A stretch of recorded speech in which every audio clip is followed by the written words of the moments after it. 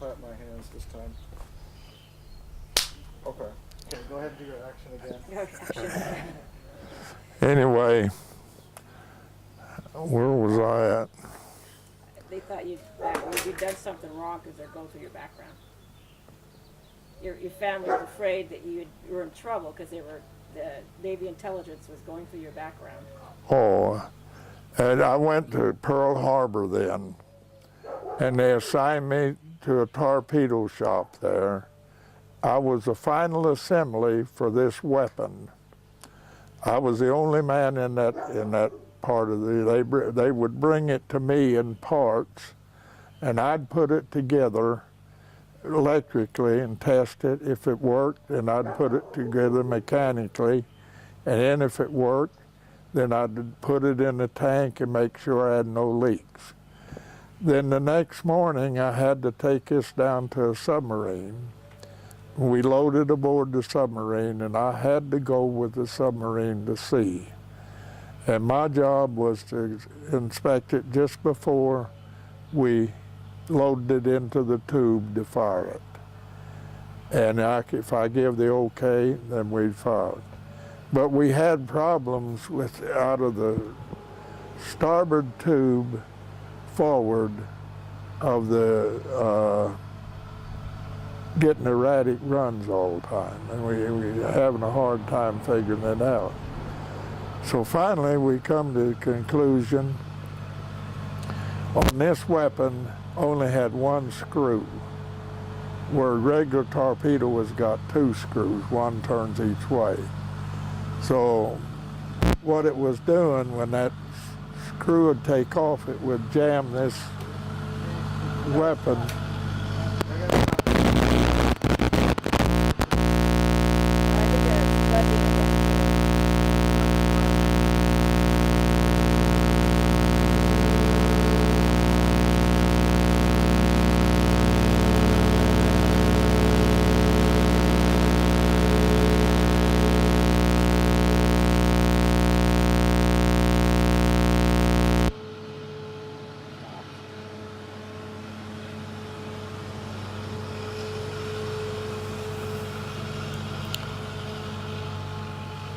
Stop buzzing.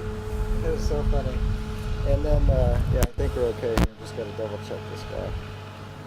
Thank you. This is really going so well. I think the sound's good. So really keep going. It's great. And Okay. I have to clap.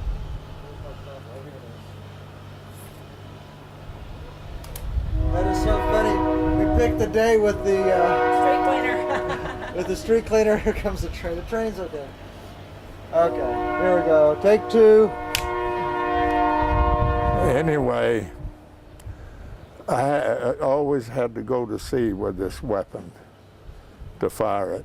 So I drew submarine duty, although I wasn't assigned to a submarine. And so I worked in the shop, and I worked for a lieutenant. So we maybe had one fire in a week. And we finally found out what our problem was on a erratic run, is that when the torpedo with this one screw would take off, of course that one screw would shove it to the side. It would jam the rudder then on that torpedo, and it'd just go out there and circle. So what we done was put a delay in them that they didn't ignite until they had cleared the tube. And we solved that problem. Well, I worked on this weapon for a year, and I'm trying to get out of it. I want to get back to the fleet and get in my own rate where I can make chief. And so finally they was Shanghaiing this chief back to, he was going to go to a school, 3-inch rapid fire school. And so I told his lieutenant, I thought you was a friend of mine. He said, well, where am I, Fries? I said, well, they're Shanghaiing a chief out of here. He said, let's go to the personnel office. So we went to the personnel office, and the personnel officer says, I can't release this man from this project. So we went before a captain, a full captain, and he wouldn't release me. So they sent me to the admiral. And we were talking, and he said, son, he said, why you want out of this? He said, it's the up-and-coming thing.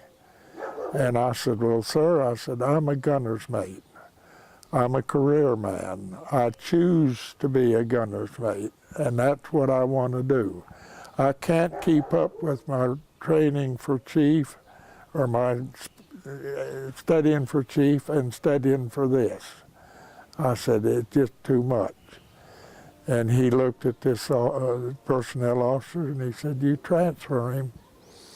So I went to 3-inch rapid fire school, and which was a breeze. And I went through it flying colors. And then they transferred me to the Salem, which was a new cruiser, the first air-conditioned heavy cruiser they ever built. And so I was aboard the Salem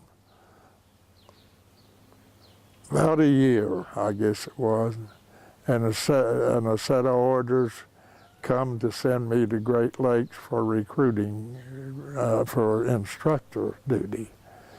So I reported to Great Lakes, and they sent me over to this battalion. It was the 4th Battalion, and to report to this officer. And I went over there and introduced myself. And he said, you got 120 men on the other side over there waiting on you. Go over and pick them up. I have no training for drilling troops. No, they didn't give me no training. And I told him, he said, you pick them up. You'll learn as they learn. And so I went and picked them up. And I had them, that troop, nearly through graduation, and I found out I had them formed the wrong way. But anyway, I learned on that first company.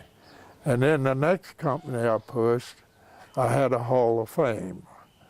In other words, I pushed 3 Hall of Fames through there. I enjoyed it, and my recruits used to tell me they thought I was the meanest one human they'd ever met in their life. For 3 weeks, they never seen me smile. If one of them come up and talked to me, I found something wrong with him. You had to do this because you're transferring them from civilian life into military life.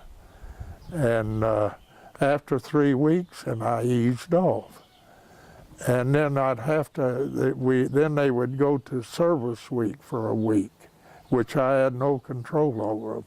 And I'd have to be really rough on them again when they'd come back. And I pushed some awful good troops. And then from there, I went to the USS Wisconsin, a battle wagon. And I was on, that was in 55, no, it was in 53.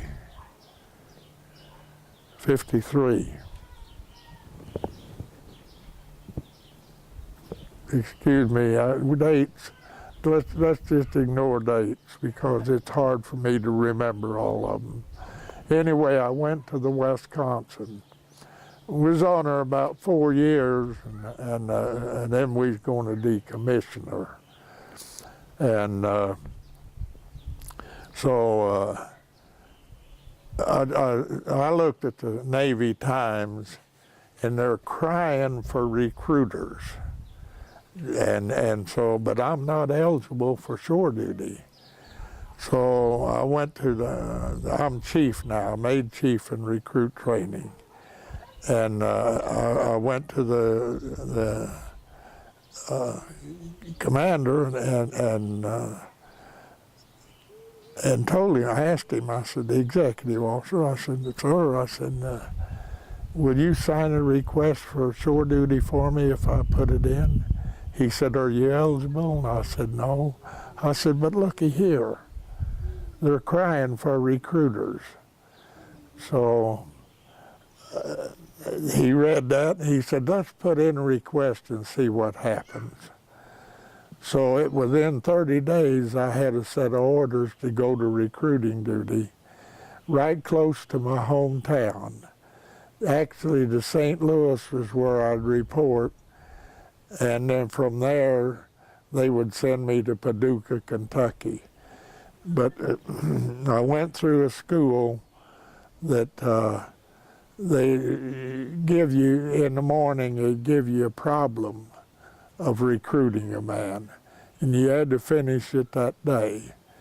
And so you had a lot of typing to do, and I'd never sat before a typewriter in my life.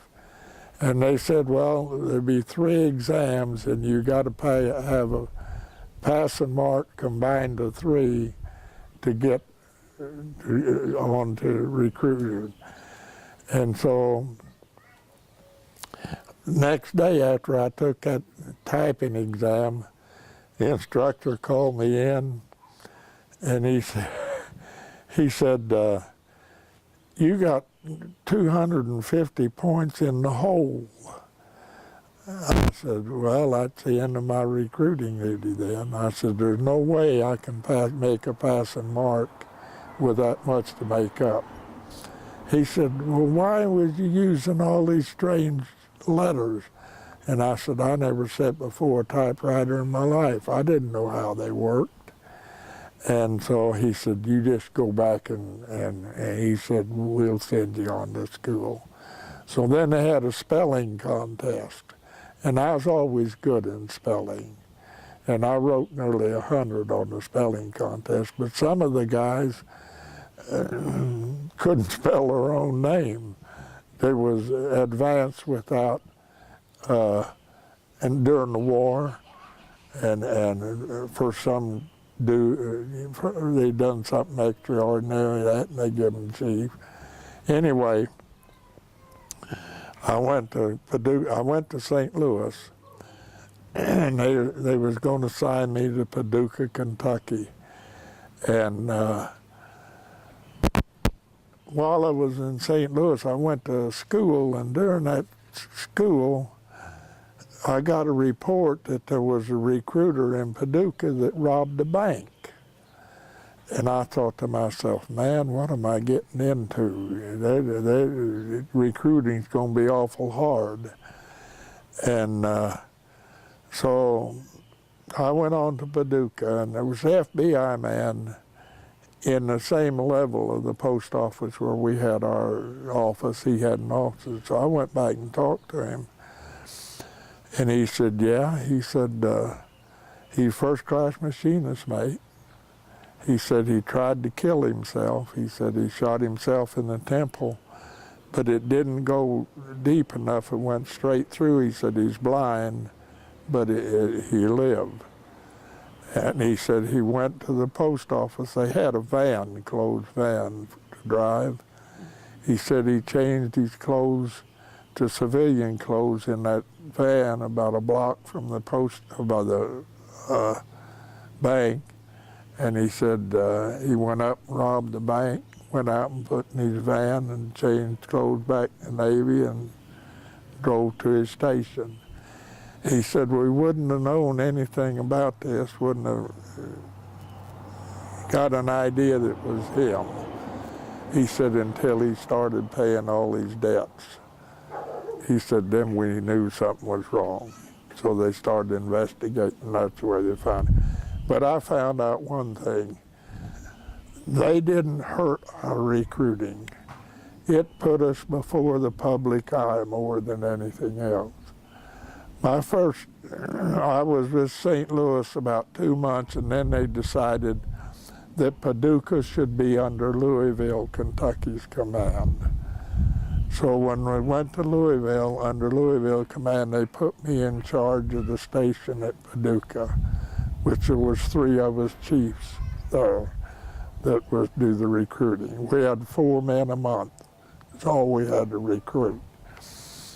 Neither one of us, if one man got all 4 of them, it didn't make any difference. It was the office got to 4. Not like the Army or the Marines. The personnel himself had to get those.